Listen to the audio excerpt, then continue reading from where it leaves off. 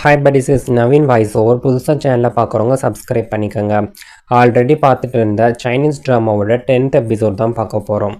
10th எபிசோடோட ஸ்டார்டிங்கில் நம்ம ஹீரோவும் ஹீரோயினும் ஃபர்ஸ்ட் டைம் ஹஸ்பண்ட் அண்ட் ஒய்ஃபாக ஒரே பிளேஸில் வந்து நைட் தங்க போகிற இடம் இதுதான். அன்றைக்கி நைட் நம்ம ஹீரோயின் தன்னோட மலைக்கு போன அந்த எக்ஸ்பீரியன்ஸ் எல்லாத்தையும் ஹீரோயிட்ட வந்து சொல்ல ஆரம்பிக்கிறாங்க.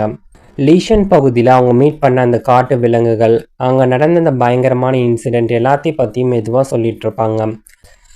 அப்படி பேசிகிட்டே இருக்கும்போது நம்ம ஹீரோயினுக்கு வந்து அப்படியே தூக்கமாக வருமா, அவங்க அப்படியே நம்ம ஹீரோ மேலே சாஞ்சு கொஞ்சம் தூங்க ஆரம்பிச்சிருவாங்க.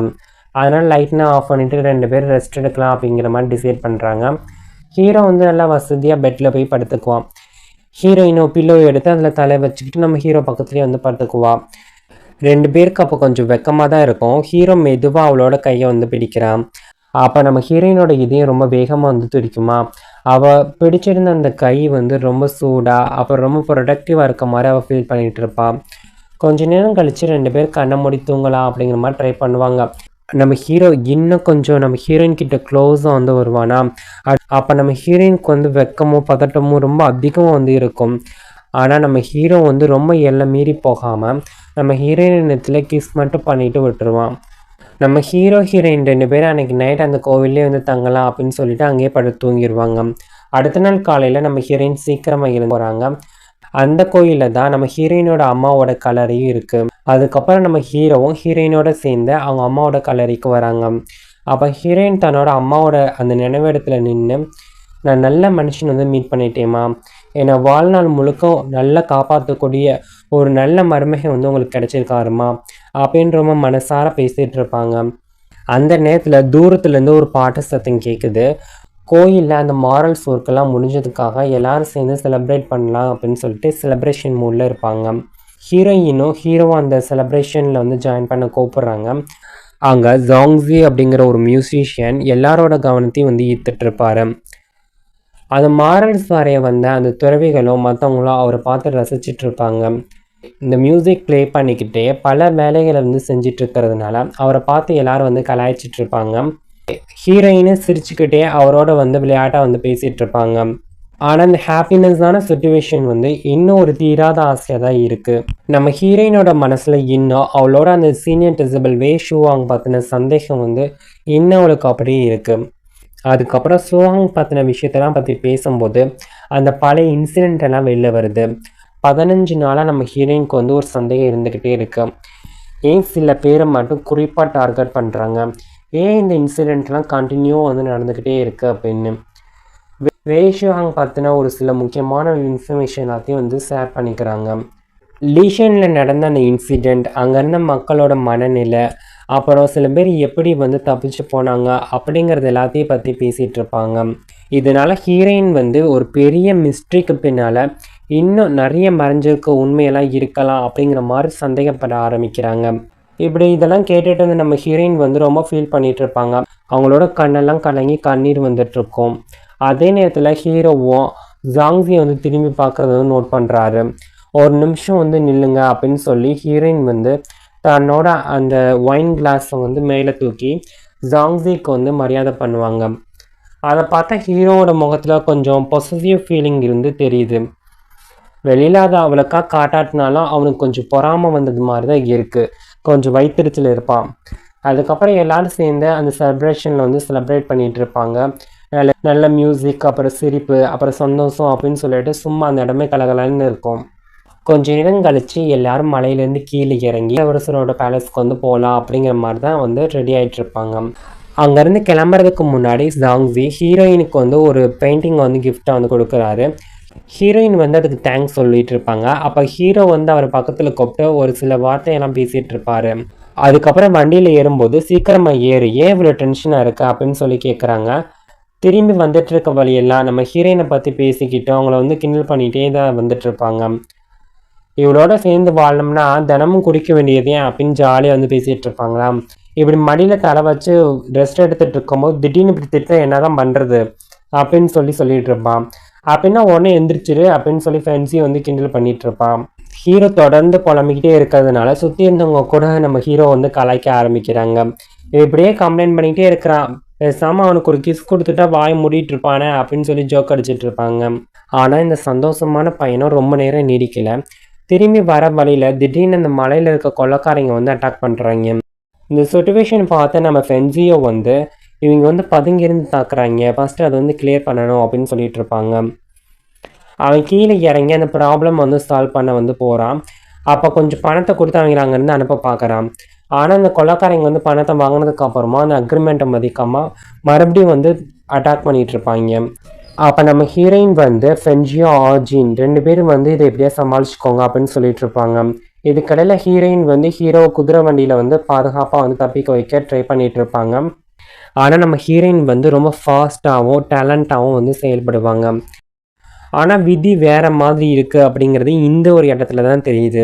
குதிரை வண்டி ரொம்ப ஃபாஸ்ட்டாக போனதுனால ஒரு பெரிய கல் மேலே வந்து மோதிருது. இதனால நிலைமை ரொம்ப மோசமாக மாறிடுது. ஏன்னா அந்த கொள்ளைக்காரங்க வந்து ரொம்ப பக்கத்தில் வந்துட்டாங்க. நம்ம ஹீரோயின் அவசரமாக ஹீரோவை இழுத்துக்கிட்டு காட்டுக்குள்ளே போய் மறைஞ்சிக்கிறாங்க. அந்த கொள்ளைக்காரங்க கேங் வந்து கிட்டத்தட்ட நம்ம ஹீரோயின் இருக்கிற இடத்த நெருங்கி வந்துட்டாங்க. கரெக்டாக அப்போ ஃபென்ஜியோ வந்து அந்த அட்டாக் பண்ணுறவங்கள வந்து தடுத்து நிறுத்திட்டு இருப்பான். நம்ம ஹீரோ வந்து அமைதியாக இருக்கான். ஆனால் ஹீரோயின் வந்து திடீர்னு ஆப்போசிட் டைரக்ஷன் வந்து ஓட ஆரம்பிக்கிறாங்க. அவளை துரத்துக்கிட்டே இந்த கொள்ளைக்கார கேங்கும் ஆப்போசிட் டைரக்ஷன் வந்து போயிடுறாங்க. இதை பார்த்த ஹீரோ வந்து ரொம்ப ஷாக் ஆகிடுறான். நம்ம ஹீரோயின் ஏன் இப்படி செஞ்சாங்க அப்படின்னா இந்த கொள்ளைக்கார கேங்கோட கவனத்தை தான் மேலே திருப்பி விட்டு நம்ம ஹீரோ வந்து காப்பாற்றுறதுக்காக தான். அவளுக்கு ஏதாவது ஆபத்து வந்துருமோ அப்படிங்கிற ஒரு ஃபீலிங்ஸ்லேயே நம்ம ஹீரோ வந்து எந்திரிச்சு போக ட்ரை பண்ணுறான். ஆனால் அவன் ரொம்ப இன்ஜூர் ஆகி இருக்கிறதுனால அவனால் சரியாக எந்திரிச்சு நிற்க கூட முடியல. சரி, அவருக்கு வந்து ஹெல்ப் பண்ணுறதுக்காக ஓடி போகலாம் அப்படின்னு நினச்சா கூட அவனோட ஹெல்த் கண்டிஷன் வந்து அவனை வந்து எந்திரிக்க விடலை. ஸோ இந்த சீனை பார்க்கும்போது ரொம்ப எமோஷ்னலாக இருக்கும். குறிப்பாக நம்ம ஹீரோயினை பற்றி ரொம்ப கவலைப்பட்டாலும் எதுவுமே செய்ய முடியாமல் ரொம்ப தவிச்சு போய் பார்க்கும்போது ரொம்ப கஷ்டமாக தானே இருக்கும். இப்படி நம்ம ஹீரோயின்கிட்ட ஃபீல் பண்ணிகிட்டு இருக்கும்போது இதுக்கடையில் நம்ம ஹீரோயின் வந்து தன்னோட உயிரை காப்பாற்றிக்கிறதுக்கு எவ்வளோ வேகமாக ஓட முடியுமோ அவ்வளோ வேகமாக ஓடிட்டு இருப்பாங்க. அப்போ அவளோட சீனியர் டிசேபிள் வந்து ஹெல்ப் பண்ணுறதுக்காக அங்கே வராரு. நீ ஃபஸ்ட்டு இங்கேருந்து தப்பிச்சுப்போ அப்படின்னு சொல்லிட்டு இருப்பாரு. ஆனால் ஒரு ஆபத்துலேருந்து தப்பிச்சா இன்னொரு ஆபத்து காத்துட்ருக்கு அப்படிங்கிறது இங்கே தான். அது என்னடா ஆபத்து அப்படின்னு பார்த்தா கரெக்டாக அந்த நேரத்தில் மிங்ஸி அங்கே வந்துடுறான். மிங்ஸி வந்து ரொம்ப நேரம் நம்ம ஹீரோயின் வந்து தேடிட்டு இருந்திருப்பான். மிங்ஸி ஏன் இங்கே வந்திருப்பான் அப்படின்னா நம்ம ஹீரோயினோட தங்கச்சி தான் பணம் கொடுத்து மிங்ஸியை வந்து அனுப்பி விட்ருப்பாங்க. அதுக்காக தான் மிங்ஸி வந்து ஹீரோயினை தேடி இங்கே வந்திருப்பான். மிங்ஸி வந்தது பார்த்தாது அப்படின்னு சொல்லிட்டு மிங்ஸியோட கேங் எல்லாருமே வந்து பணம் வாங்கியிருப்பாங்களா, அவங்க இல்லாமல் இன்னொரு கேங்கும் சேர்ந்துட்டு நம்ம ஹீரோயினை வந்து துரத்திக்கிட்டே இருப்பாங்க. ஹீரோயினை பற்றின இன்ஃபர்மேஷன் வந்து கேட்டுட்டு இருப்பான். ஆனால் யாருமே சரியாக சொல்ல மாட்டேங்கிறாங்க. இதுக்கடையில் ஒரு பெயிண்டிங் கிடைக்கிது. அது ரொம்ப கிளியராக இருக்கிறதுனால அது எப்படியாவது காப்பாற்றணும் அப்படின்னு சொல்லி ட்ரை பண்ணிகிட்டு இருப்பாங்க. ஸோ நிலமை ரொம்ப கிரிட்டிக்கலாக போகிற நேரத்தில் நம்ம ஹீரோயின் வந்து மறுபடியும் ஓட ஆரம்பிக்கிறாங்க. ஓடுறாங்க ஓடிக்கிட்டே இருக்காங்க. கடைசியில் ஒரு இடத்துல போய் நிற்கிறாங்க. அது எந்த இடம் அப்படின்னு பார்த்தா ஒரு பள்ளத்தாக்கோட விளிம்பில் வந்து நின்றுட்டு இருக்காங்க. இருந்தாலும் இங்கே பின்னாடி துரத்துக்கிட்டே வந்துட்டு இருப்பாங்களா. ஆனால் அந்த பள்ளத்தாக்கில் ஸ்லிப் ஆகி கீழே விழுக போயிடுவாங்க. கரெக்டாக அந்த டைம் பார்த்து மிங்ஸி வந்து நம்ம ஹீரோயினோட கையை பிடிச்சி காப்பாற்ற ட்ரை பண்ணிட்டு இருப்பான். ஆனால் நம்ம ஹீரோயின் அங்கேருந்து தப்பிக்க ட்ரை பண்ணுறதுக்காக அவனோட கையை வந்து கடிச்சு வச்சிடுறாங்க. ஆனாலும் மிங்ஸி வந்து வலி தாங்க முடியாமல் நம்ம ஹீரோயினோட கையை விட்டுறான். அடுத்த செகண்டே நம்ம ஹீரோயின் வந்து அந்த பள்ளத்தாக்கு கீழே வந்து விழுந்துடுறாங்க. அவள் விழும்போது அவகிட்ட இருந்தது ஒரே ஒரு ஜேட் பீஸ் மட்டும்தான். அதை பார்த்தா மிங்ஸி வந்து ரொம்ப ஷாக் ஆகிடுறான். ஏன்னா அந்த ஜேட் அவனுக்கு ரொம்ப நல்லா தெரிஞ்ச ஒரு ஜேடு. ஒரு காலத்தில் அவனுக்கு ஹெல்ப் பண்ண ஒருத்தவங்களுக்கு சொந்தமான ஒன்று அப்படிங்கிறது தெரியுது. அதனால நம்ம ஹீரோயின் வந்து உயிரோடு இருக்கணும் அப்படின்னு சொல்லி அவன் சாமியை கும்பிட்டுட்டு இருப்பான். ஏன் நம்ம ஹீரோயின்ட்ட வந்து பாதி ஜேடு தான் இருக்குது, இன்னும் பாதி ஜேடு இல்லை அப்படின்னா இன்னொரு பாதி ஜேடு வந்து நம்ம மிங்ஸிட்ட வந்து இருக்கும். உடனே மிங்ஸி வந்து கீழே இறங்கி நம்ம ஹீரோயினை வந்து தேட ஆரம்பிக்கிறான். இதுக்கடையில் நம்ம ஹீரோயினை தேடிட்டு வந்து அந்த கேங் வந்து நம்ம பிரின்ஸ் லீயோட சோல்ஜர்ஸ்கிட்ட வந்து மாட்டிக்கிறாங்க. மிங்ஸியும் ஹீரோயினை தேடிட்டு தானே வந்திருப்பான். அவனும் பிரின்ஸ் லீயோட கேங்கிட்ட வந்து மாட்டிக்கிறான். ஸோ அவனை மிங்ஸியை விசாரிக்கிறதுக்காக அங்கேருந்து கூட்டிகிட்டு போயிடுறாங்க. இன்னொரு பக்கம் ஃபென்ஜியோ தான் காட்டுறாங்க. ஃபென்ஜியோவும் ஆஜினும் வந்து கண்டினியூவாக நம்ம ஹீரோயின் தேடிட்டே இருப்பாங்க. கடைசியில் நம்ம ஹீரோவை மீட் பண்ணுறாங்க. ஹீரோ உடனே ஃபஸ்ட்டு ஹீரோயினை வந்து தேடணும் அப்படின்னு சொல்லிட்டு இருப்பான். ஆஜின் வந்து டக்குன்னு அந்த பள்ளத்தாக்கு கீழே வந்து போய் பார்க்குறான். ஆனால் அங்கே கிடச்சது நம்ம ஹீரோயினோட கிழிஞ்சு போன ட்ரெஸ்ஸு, அப்புறம் ஒரு சில திங்ஸ் மட்டும்தான். அதை பார்த்த எல்லாரும் வந்து ரொம்ப கவலைப்பட்டுட்டு இருப்பாங்க. ஆனால் ஹீரோ விட மாட்டான். நான் இன்னும் அவளை தேடுவேன், அவளை எப்படியோ தேடி கண்டுபிடிச்சிட்டு தான் இந்த இடத்த விட்டு திரும்பி வருவேன், இல்லை இந்த இடத்த விட்டு நான் திரும்ப வரவே மாட்டேன் அப்படின்னு ரொம்ப உறுதியாக பேசிகிட்டு இருப்பான். மறுபடியும் அந்த ஏரியா ஃபுல்லாக வந்து தேடிட்டு இருப்பாங்க. இந்த நேரம் நம்ம ஆஜின் வந்து அந்த பள்ளத்தாக்கு கீழே ஒரு விஷப்பாம்போட செதஞ்சு போன உடலை வந்து கண்டுபிடிக்கிறாங்க. அதை யாரும் ரொம்ப டேலண்டாக பல துண்டை வந்து வெட்டி இருக்கிறது தெரிய வருது. அதனால் பக்கத்தில் ஒரு மிகச்சிறந்த மார்ஷியல் ஆர்ட் எக்ஸ்பர்ட் வந்து இருந்திருக்கலாம் அப்படிங்கிற மாதிரி அவங்க நினச்சிட்டு இருப்பாங்க. அது மட்டும் இல்லாமல் ஹீரோயினோட இன்னொரு செப்பலும் அவங்க வந்து கிடைக்கிது. ஸோ அந்த க்ளூஸ் எல்லாத்தையும் எடுத்துக்கிட்டு அவங்க மறுபடியும் வந்து தேட ஆரம்பிக்கிறாங்க. இன்னொரு பக்கம் பார்த்தா நம்ம ஹீரோயினை தான் காட்டுறாங்க. ஏன்னா நம்ம ஹீரோயின் வந்து உயிரோடு தான் இருப்பாங்க. அவங்கள காப்பாற்றினது பிரின்ஸ் லீ தான். பிரின்ஸ் லீ வந்து நம்ம ஹீரோயினை ஒரு பாதுகாப்பான இடத்துக்கு கூட்டிகிட்டு போய் அவங்களுக்கு வந்து ட்ரீட்மெண்ட் கொடுக்குறதுக்கு வந்து ரெடி பண்ணிகிட்டு இருப்பான். கொஞ்சம் நேரம் கழித்து நம்ம ஹீரோயின் மயக்கத்துலேருந்து கண் திறக்கிறாங்க. ஆனால் அப்போ தான் ஒரு ஷாக்கிங்கான ஒரு விஷயம் காத்திருக்கு. ஏன்னா நம்ம ஹீரோயினுக்கு வந்து கண் பார்வை இல்லாமல் போயிடுது, கண் தெரியாமல் போயிடுது. ஸோ டாக்டரை வந்து செக் பண்ணி பார்த்துட்டு அந்த பாம்போட விஷம் வந்து இன்ஃபெக்ட் ஆனதுனால தான் டெம்பரவரியாக வந்து பார்வை வந்து பாதிக்கப்பட்டிருக்கு அப்படின்னு சொல்கிறாரு. ஸோ அந்த விஷம் வந்து முழுமையாக வந்து வெளியேறினதுக்கு அப்புறம் தான் அந்த பார்வை வந்து திரும்ப வரும் அப்படின்னு சொல்கிறாரு. அதுக்கு குறைஞ்சது 2 நாள் ஆகலாம், இல்லை அதிகபட்சம் 1 வாரம் கூட ஆகலாம் அப்படிங்கிற மாதிரி டாக்டர் சொல்கிறாரு. அந்த டாக்டர் வந்து ரொம்ப டேலண்டான டாக்டர் அப்படிங்கிறனால அவர் சொல்கிற எல்லா விஷயத்தையும் வந்து எல்லோரும் ரொம்ப நம்பிக்கையோடு தான் பார்ப்பாங்க. இதுக்கடையில் நம்ம ஹீரோவை தான் காட்டுறாங்க. ஹீரோ வந்து நம்ம ஹீரோயின் நினச்சி ரொம்ப ஃபீல் பண்ணிகிட்டு இருப்பான். அவள் எங்கே போனாலோ, எங்கே இருக்காளோ, பாதுகாப்பாக இருக்காளோ அப்படின்னு தொடர்ந்து அவளை பற்றி யோசனை பண்ணிக்கிட்டே இருப்பான். நம்ம ஹீரோயினை தேடி போனவங்களுக்கு கிடைச்சது நம்ம ஹீரோயினோட அந்த செப்பல் மட்டும் அப்படிங்கிறதுனால எல்லாரும் வந்து நம்ம ஹீரோயினுக்கு என்னாச்சோ ஏதாச்சோ, அவங்க உயிரோடு தான் இருக்காங்களா, இல்லை உயிருக்கு போராடிட்டு இருக்காங்களா, இல்லை அவங்களுக்கு ஏதாவது ஆபத்தாக இருக்குமோ அப்படிங்கிற மாதிரி நினைக்க ஆரம்பிக்கிறாங்க. ஆஜின் வந்து அந்த ஏரியாவில் ஒரு கிங் கோப்ரா மாதிரி ஒரு விஷப்பாம்பு வந்து இருந்திருக்கலாம் அப்படிங்கிற மாதிரி சந்தேகப்படுறான். அதே சமயம் நம்ம ஃபென்ஷியோவை தான் காட்டுறாங்க. ஃபென்ஷியோ வந்து அந்த கொள்ளக்காரங்களோட அந்த தடயத்தை ஃபாலோ பண்ணிட்டு போயிட்டுருப்பான். இன்னொரு பக்கம் நம்ம ஹீரோயினை தான் காட்டுறாங்க. நைட் நேரம் ஆகிட்டதுனால அவங்க தனியாக நடக்கிறதுக்காக ட்ரை பண்ணிகிட்டு இருப்பாங்க. அப்போ பிரின்ஸ் லீ அங்கே வரான். ஆனால் தன்னை பற்றி எதுவுமே அதிகமாக சொல்லிக்க மாட்டாங்க. ஹீரோயினுக்கு வந்து அவன் யார் அப்படின்னு சரியாக வந்து தெரியலை. அவங்க நம்ம ஹீரோவுக்கு வந்து எப்படியாவது இன்ஃபர்மேஷன் சொல்லணும் அப்படிங்கிறதுக்காக வந்து ஹெல்ப் கேட்குறாங்க. பிரின்ஸ் லீ வெளியில் என்ன தான் ரொம்ப அமைதியாக இருந்தாலும் உள்ளுக்குள்ளே கொஞ்சம் பொறாமையோடு தான் இருப்பான். ஏன்னா நம்ம ஹீரோயின் வந்து தன்னை பற்றியே கவலைப்படாமல் தொடர்ந்து நம்ம ஹீரோவை பற்றியே கவலைப்பட்டுட்டு இருக்கிறது அவனுக்கு சுத்தமாக பிடிக்கவே இல்லை. ரொம்ப ஜெலஸில் வந்து ஃபீல் பண்ணிகிட்டு இருப்பான். இதுக்கடையில் நம்ம மெங்ஸியை தான் காட்டுறாங்க. நம்ம மெங்ஸிகிட்ட வந்து இன்ட்ராக்ஷன் வந்து நடந்துகிட்ருக்கோம்.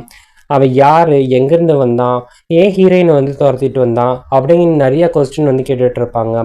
அப்போ மெங்ஸி சொல்லிடுவான், நான் அவளுக்கு எந்த தீங்கும் செய்கிறதுக்கு வரல, கண்டிப்பாக வந்து ஹெல்ப் பண்ணுறதுக்கு தான் வந்தேன் அப்படின்னு சொல்லிட்டு இருப்பான். ஆனால் பிரின்ஸ் லீ வந்து அவனை அவ்வளோ சீக்கிரம் வந்து நம்பவே இல்லை.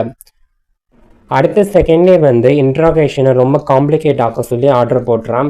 அப்போ மிங்ஸி தன்னோட செஸ்ட்டில் இருந்த ஒரு அடையாளத்தை வந்து காட்டுறான். அவன் தியானி பாவலியன் அமைப்பை சேர்ந்தவன் அப்படிங்கிறது தெரிய வருது. அது மட்டும் இல்லாமல் அவன் ஹேங் குடும்பத்தை வந்து சேர்ந்தவன் அப்படின்னும் ஹேங் மிங்ஸி தன்னோட தம்பி அப்படின்னு சொல்கிறான். இன்னொரு பக்கம் நம்ம ஃபென்ஷியோவாக தான் காட்டுறாங்க. நம்ம ஃபென்ஷியோவும் அவனோட ட்ரோப்ஸும் சேர்ந்து அந்த கொள்ளக்காரங்களோட கேங் வந்து மறைஞ்சிருக்க இடத்த வந்து அட்டாக் பண்ணுறாங்க. அவங்கள பிடிச்சி விசாரிக்கும் போது அந்த கொள்ளக்காரன் கேங் வந்து உண்மையை வந்து சொல்லிடுறாங்க. அந்த கொள்ளக்காரன் கேங் வந்து யார்கிட்ட வந்து பணம் வாங்கினாங்களோ அந்த பணம் கொடுத்தவங்க வந்து என்ன செய்ய சொன்னாங்களோ அந்த ஆர்டர் படி தான் எல்லாமே செஞ்சோம் அப்படின்னு வந்து சொல்லிட்டு இருப்பாங்க. நம்ம ஹீரோயின் வந்து பிடிக்க சொல்லி ஒரு பொண்ணு தான் ஆர்டர் போட்டாங்க அப்படிங்கிற விஷயத்தையும் வந்து சொல்கிறாங்க. அதுதான். அது மட்டும் இல்லாமல் நம்ம ஹீரோயினை துரத்திட்டு போனப்போ ஒரு பவர்ஃபுல்லான மார்ஷியல் ஆர்ட் மாஸ்டர் வந்து அவங்கள காப்பாற்றினது வந்து சொல்கிறாங்க. ஸோ அந்த வாரியரோட டேலண்ட்டை பார்த்துட்டு இந்த கொள்ளக்காரங்க கூட பயந்து போய் பேக் அடிச்சிட்டாங்க அப்படிங்கிற விஷயத்தையும் சொல்லுவாங்க. இதுக்கடையில் நம்ம மிங்ஸியை தான் காட்டுறாங்க. நம்ம மிங்ஸியை ஒரு கைவிடப்பட்ட வீட்டில் வந்து அரெஸ்ட் பண்ணி வச்சுருப்பாங்க. ஆனால் அவன் அங்கே அமைதியாக இருக்கவே மாட்டான். ஏன்னா பக்கத்தில் கிடந்த ஒரு ஷார்ப்பான ஒரு திங்ஸை வந்து பயன்படுத்தி அந்த கைத்தை அறுத்துட்டு அங்கேருந்து தப்பிச்சிடுறான். அவன் தப்பிச்சு போகும்போது நம்ம ஹீரோயின் இன்னும் ட்ரீட்மெண்ட்டில் தான் வந்து இருப்பாங்க. வெளியில் எல்லாரும் அவளை பற்றி ரொம்ப கவலைப்பட்டுட்டு இருப்பாங்க. ஆனால் நம்ம ஹீரோயின் மட்டும் தன்னோட உண்மையான ஸ்டேஜ் என்ன அப்படிங்கிறத சில பேர்த்திட்ட வந்து மறைச்சி வச்சுட்டு இருப்பாங்க. ஸோ அடுத்த எபிசோடில் நம்ம ஹீரோயினோட பார்வை வந்து திரும்ப கிடைக்குமா, பிரின்ஸ் லீ அப்புறம் நம்ம ஹீரோ 2 பேரும் நேருக்கு நேர் வந்து மீட் பண்ணுவாங்களா அப்படிங்கிறது எல்லாத்தையும் அடுத்த எபிசோடை பார்த்து தெரிஞ்சுக்கலாம். நிறைய டேர்னிங் பாயிண்டெல்லாம் வந்து அடுத்தடுத்த எபிசோடில் வந்து வரப்போகுது. இந்த ஸ்டோரி ரொம்ப இன்ட்ரெஸ்டிங்காக வந்து இருக்கும். ஸோ அடுத்து என்ன நடக்க போகுதுங்கிறத அடுத்த எபிசோடை பார்த்து தெரிஞ்சுக்கலாம். நான் எக்ஸ்பிளைன் பண்ணது உங்களுக்கு பிடிச்சிருந்துச்சுன்னா மறக்காமல் நம்ம சேனல் சப்ஸ்கிரைப் பண்ணுங்கள், லைக் பண்ணி உங்கள் ஃப்ரெண்ட்ஸ் அண்ட் ஃபேமிலி மெம்பருக்கு ஷேர் பண்ணுங்கள், மறக்காமல் கமெண்ட் செக்ஷனில் கமெண்ட் பண்ணுங்கள். தேங்க்யூ ஃபார் வாட்சிங்.